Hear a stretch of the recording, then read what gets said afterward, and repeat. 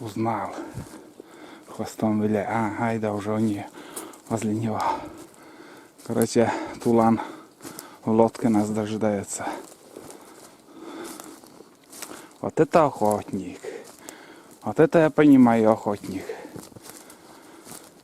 Ах, тулан. Как тебе не стыдно? Как тебе не стыдно? Хозяина оставил.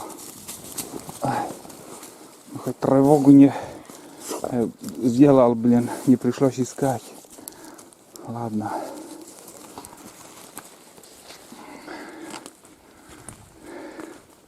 Ждет на лодке.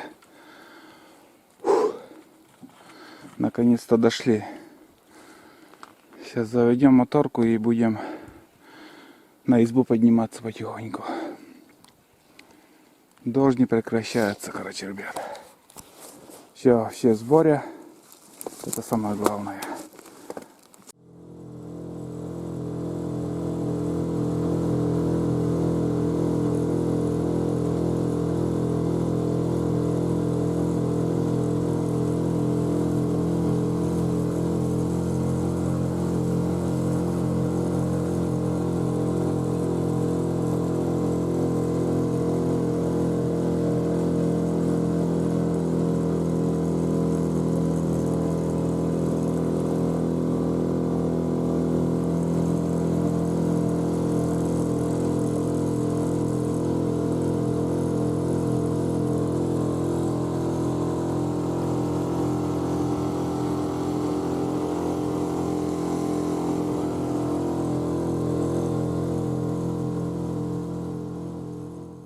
Нахожусь, ребята, я на Старице. Там у меня сетка стоит.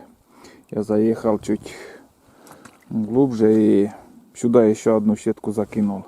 Короче, 3 сетки и вот такие уловы. Вот такая щука. Крупная. Еще 2 щука. И налим пузатый. Это на корм собакам. Мы в семье налим никто не кушает. Ну, я, если только. А щук мы любим. Щук нормально. Вот 3 рыбы. 3 сетки были, 3 рыбы. Больше не клюет. Так, одну сетку я поднял. Не знаю, потом сюда закинуть или нет. Можно, в принципе, там еще одну сетку закинуть, чем в лодке лежать. Может, кто и попадет. Вот такой улов, ребят. 2 щуки и 1 налим. Тулан отрабатывает свой прогул. Кого-то облаивает там. Не-то рябчик, не-то еще кто.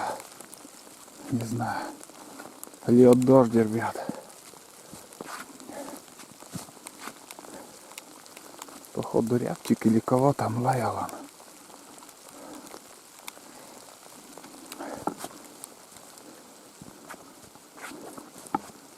На задних лапах он побежал даже.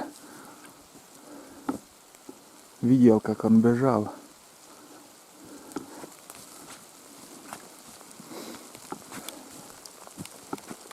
И что-то перестал тоже лаять.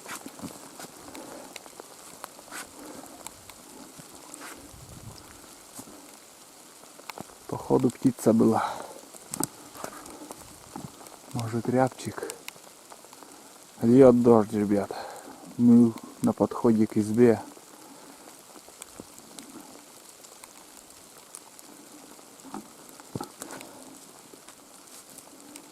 Но що замолк.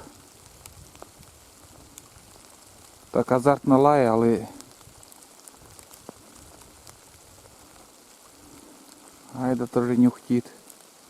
Хвостом виляет.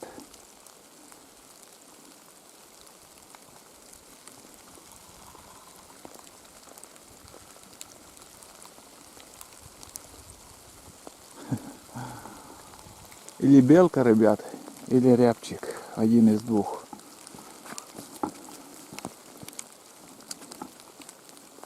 Что перестал лаять. Не может понять, на каком дереве кто. А, Тулан. Кого там лаял ты? Кого? Пошли на избу. Так, ребят. Собак начал кормить там. Наложил им. Тулан вообще не ел целый день. А Айде я 2 раза хлеб давал по пути, когда я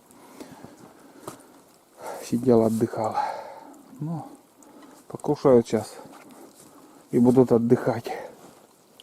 Мы на избе. Самое главное, я весь сырой. Бушлат весь сырой.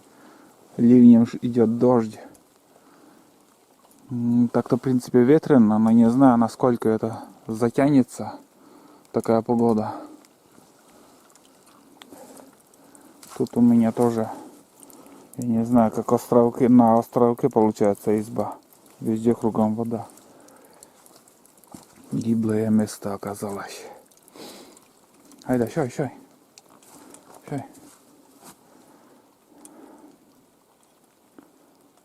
Пусть покушают. Ладно, сейчас, наверное, мне придется сейчас сегодня заняться дровами, потому что заготовить дровишки надо. Ну вот, самое главное на избе мы. 3 часа дня, 6 часов вышли из избы, 3 часа зашел. Нормально погуляли. Вот так. Ладно, тоже буду отдыхать. А там дровишки заготовлю и ужин буду варить. Сегодня по-новому что-то придется сварить. Остатки супа, наверное, я собакам там разбавлю с кашей, пусть доедают. А сам я что-нибудь свежатину сварю.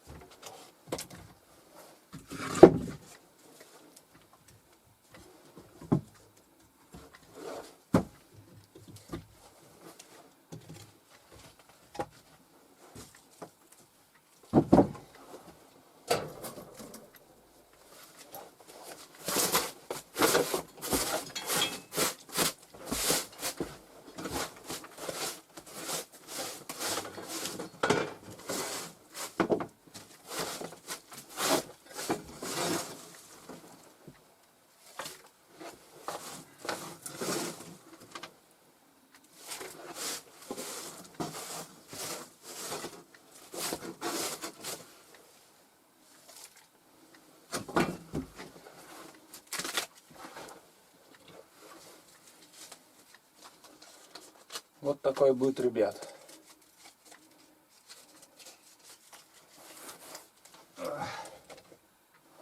Повседневный. Пока возле избы, ребят, я крутился, стемнело уже, ну, там сумерки, короче. Я возле печки каши варю. Вот такую гречневую кашу я варю. Сперва кипячу тут на воде до полуготовности. Потом воду вылью отсюда и солью молоко. И будет каша на молоке. Вы даже не представляете, какая вкусная. Полезная, вкусная еда будет.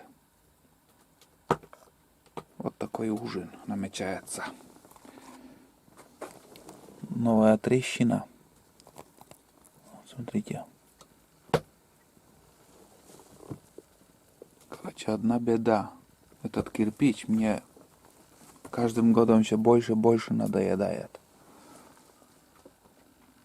Если не проволока, я зажал, жим у меня стоит проволока. Там и здесь. Вот тут. Давно бы уже эта печка, наверное, развалилась. Смотрите, какая сырость там. Видите? Подполье, там вообще сыро. И здесь тоже печка, вон, отсырела вещь. Надо приварить железную печку на ножки. Обязательно на ножки, наверное, надо. Без ноги там сырость сгниет печка моментально. Вот так. И даже лист железный прикупил 3 миллиметра. Все готово, только начать и кончить там. Делов-то. День работы. Ну, посмотрим, поживем, увидим, что будет. Так что оставайтесь на канале. Смотрите, как будем дальше жить. Какая охота будет. А сейчас я готовлю ужин. Короче, я вылил отсюда воду и заливаю вот молоком. Вот так вот.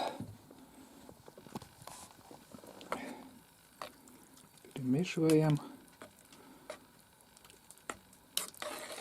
И подождем. Пусть еще гречка набухнет. И будет готово. Не люблю густой. А люблю вот чуть-чуть как будто жидковатый, чтобы гречка была. Это самый идеальный вариант для меня. Вот так. Ну, будем ждать. Чайник пока не закипел. Ребят, хоть ты стрелял или не стрелял, оружие надо чистить. От сырости я смазываю, в принципе, после каждой чистки, но от сырости все равно лучше протереть досуха. И ржавчина такая штука, что запросто может там прицепиться там и будет ржаветь ствол. Хром, не хром, там пишут, там чего только не пишут, но у меня север тоже хромированный или что там, но один раз заплошно сделал, поленился, не почистил, сырость там высохла, и все. Здесь вот краска уже тоже сверху отходит. Чуть-чуть царапина где-то, я не знаю, где вот царапнула.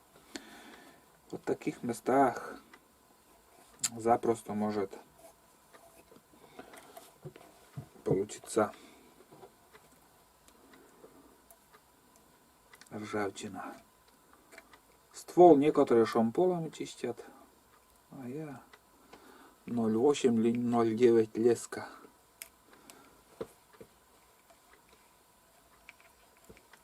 В конце лески такие тряпочки, 2 штуки, наверное, тут у меня. И вот так вот. Ствол чистый, сухой, в принципе. Так. Ну, ништяк.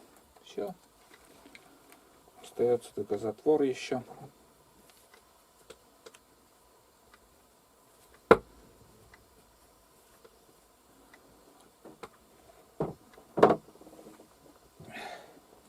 И обычным маслом. Я использую Автол, ребят. Диз масло, Автол, без разницы.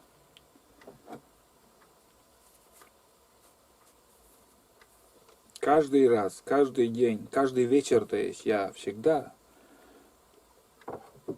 вот это, что я сейчас занимаюсь, чем я занимаюсь, каждый вечер я это делаю.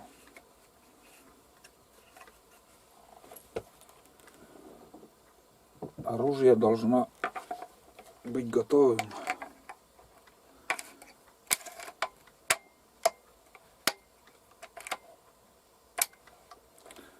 к стрельбе. И сверху еще вот так.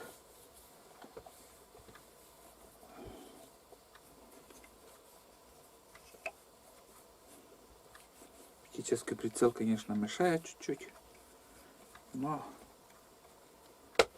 все. Оружие к бою готово. Кто любит оружие, у него всегда оружие вычищено, смазано. Знаю товарищей, которые вообще, ну, неделями на оружие не смотрят, и ржавеет оружие. Между прочим, от пороха ствол тоже портится. Если бездымным порохом стреляешь в гладкоствольное оружие и не чистишь оружие, там могут появиться раковины. Это я вам точно говорю. Вот так. Все, оружие почистил я. Каша варится, чай закипел.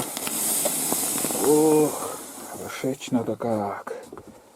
Сейчас заварим свежую заварку. Будем пить чай. Вот так вот. Малек. Ну вот. Да. Каша поспела. Каша готова. Ну вот, ребят, очередной ужин у меня. Третий вечер получается уже.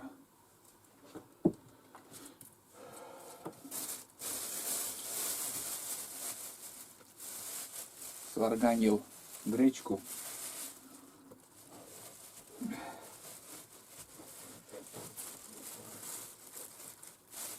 В принципе, можно и рыбу пожарить. Рыба уже набирается. Вчера поймали, сегодня поймали. Это не проблема.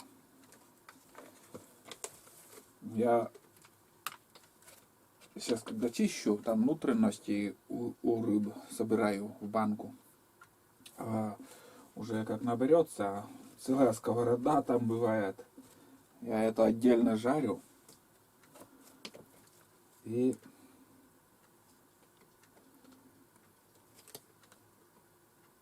очень вкусное блюдо тоже получается. Некоторые икру собирают, потом солят там, ну это я в фильмах, в ютубе, когда я вижу. Но это сырая икра мне не очень. Я не любитель. Романтика Он как летучая мышь, не летучая мышь это называется. Хлеб с маслом и кашу я так и буду есть. Потому что можно туда масло закинуть. А тут ты укусишь, и получается очень вкусно.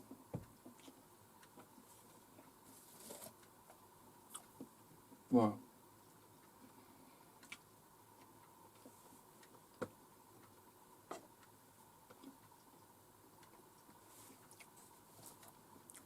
Нормально целый день не ел. Ну, чаек попили. Ну, там у меня банка консерва еще была. Это я съел тоже.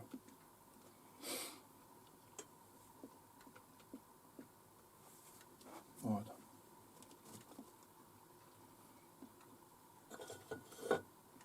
Что-либо рассказать, мысли в голову не идут, нифига. Вот спросили бы, я бы рассказал. А так вот, я не знаю, о чем я рассказывать. Вот сейчас ружье я чистил. И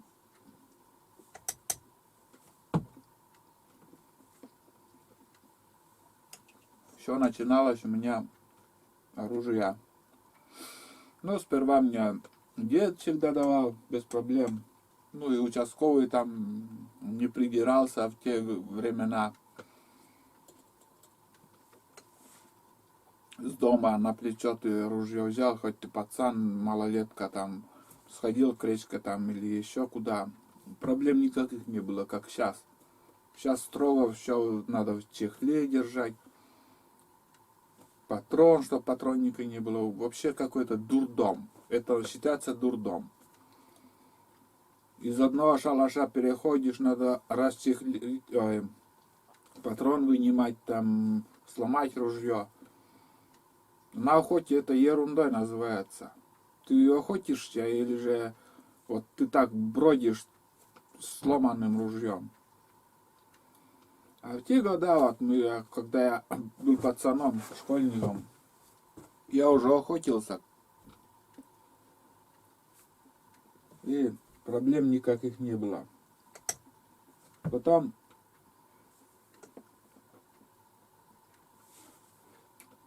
я вот отслужил в армии.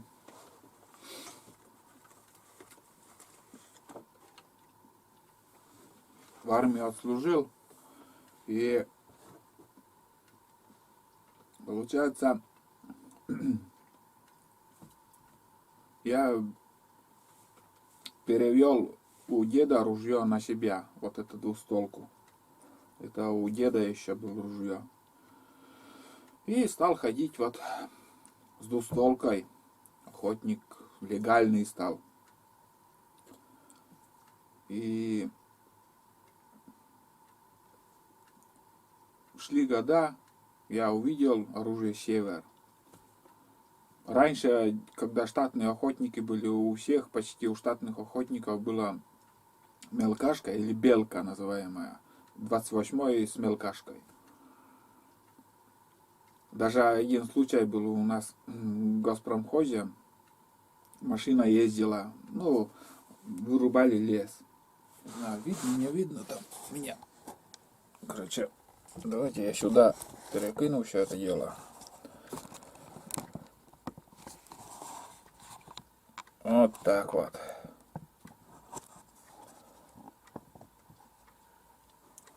И, короче, на чем я остановился.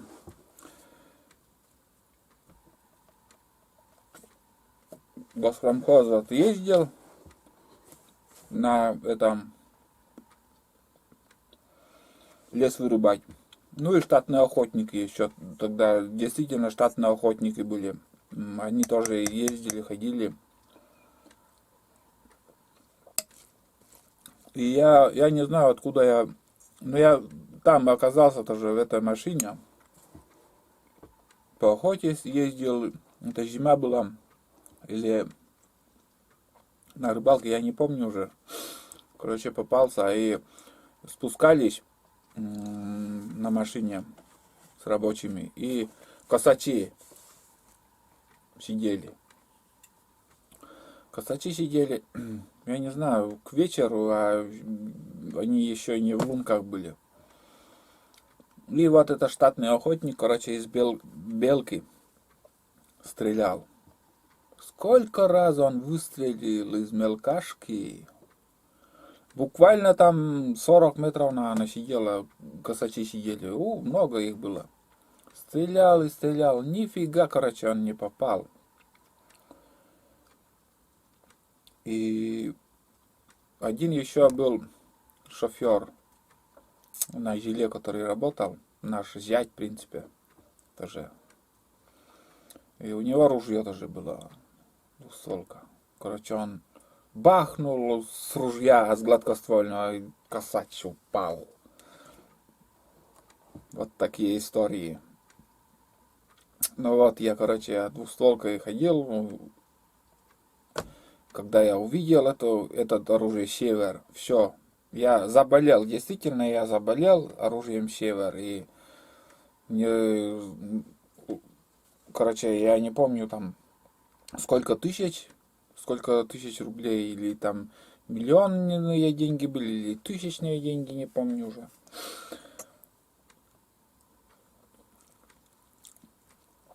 Цены шли вверх.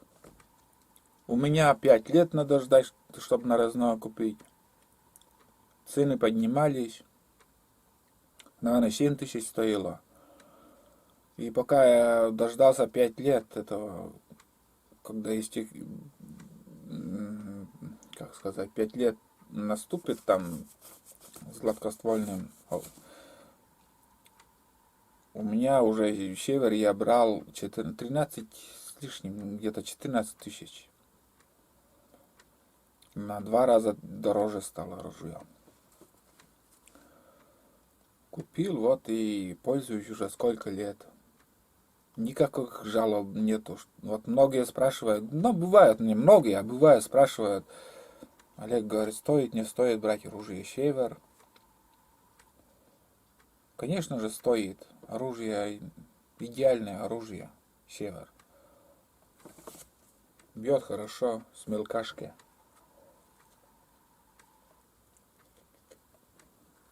Только этот гладкоствольный с пули жопа.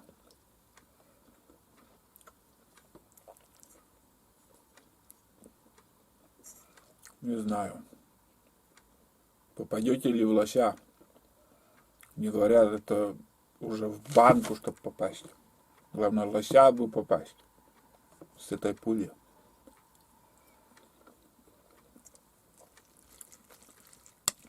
Вкусная каша, ребят, получилась.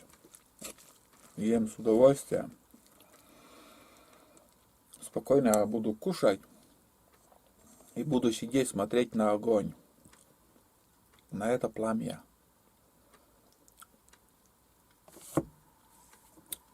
Как старые добрые времена. Сейчас я заправил керосин. Раньше с соляркой мы пользовались, а сейчас керосин залил туда, покупной. Меньше коптит. Это мне подсказал еще Ладанов Александр Васильевич, покойный уже. И он тоже, когда охотился, он тоже все время брал керосин с собой. И мне вот подсказал.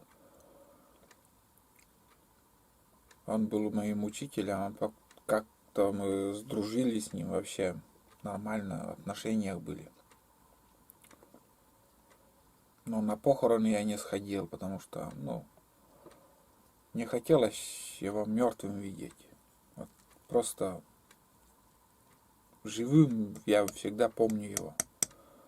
Хороший мужик был действительно.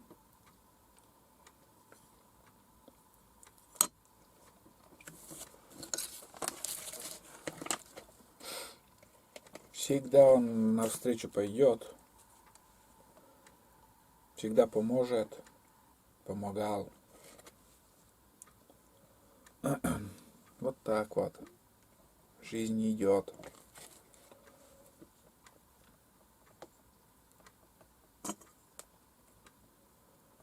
Жизнь проходит. Не остановишь.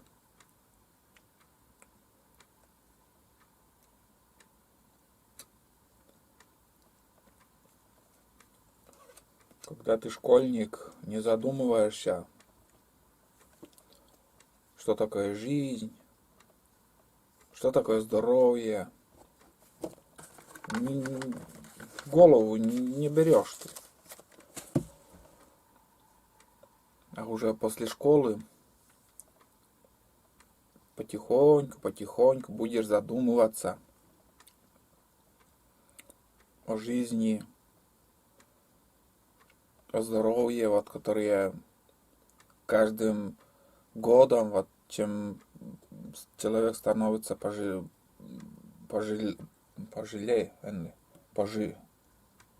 пожилым, чем становится пожилым, каждым годом болезни вот вылазят из организма, вот, начинают вылазить. И это у каждого, ребят. Рано или поздно все равно у кого-то где-то что-то, где-то ты травму получил в детстве хотя бы, или же, скажем, ты лыжами занимался. У меня жена вот лыжами занимался. Последствия вот сейчас появляются. Ты не чувствуешь этой нагрузки, вот это единицы, вот, которые вот вообще не болеют. Это единицы. Может, и не надо это все говорить.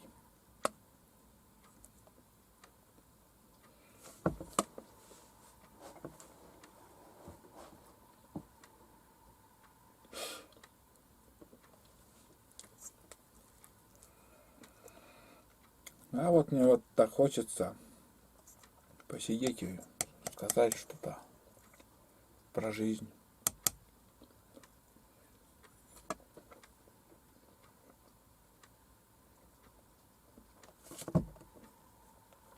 Избушка тепло.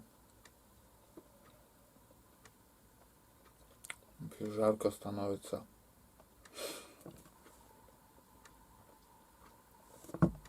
И сейчас вот со стороны я смотрю на избу, со стороны амбара вот посмотрел на избу.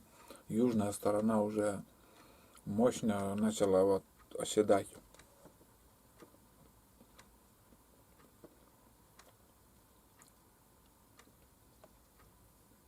Вот так.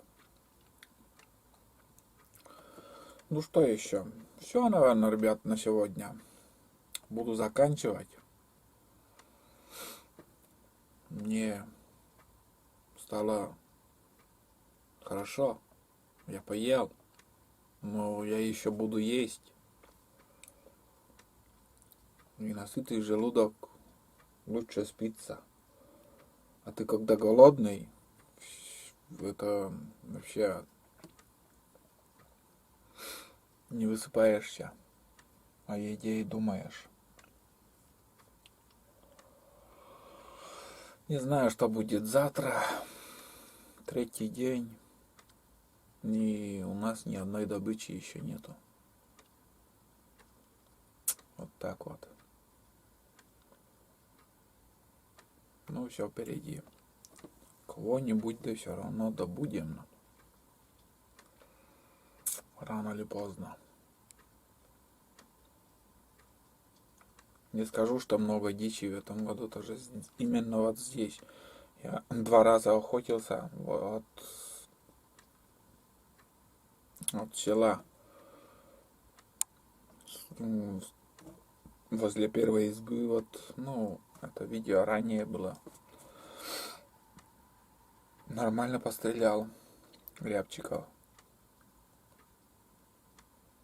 А здесь их мало. Где они, не знаю. В тайге точно нету, если только возле рек, но вчера тоже ходили возле реки. Завтра, если что, с этой стороны возле реки еще круг сделаю. Посмотрим. Найдем. С собаками так неохота. Это у меня разведка еще. Это разведка. Бой будет чуть позже. И без собак. Вот так. Все, ребят. До завтра вообще. Я сейчас буду дальше ужинать и отдыхать. Пока.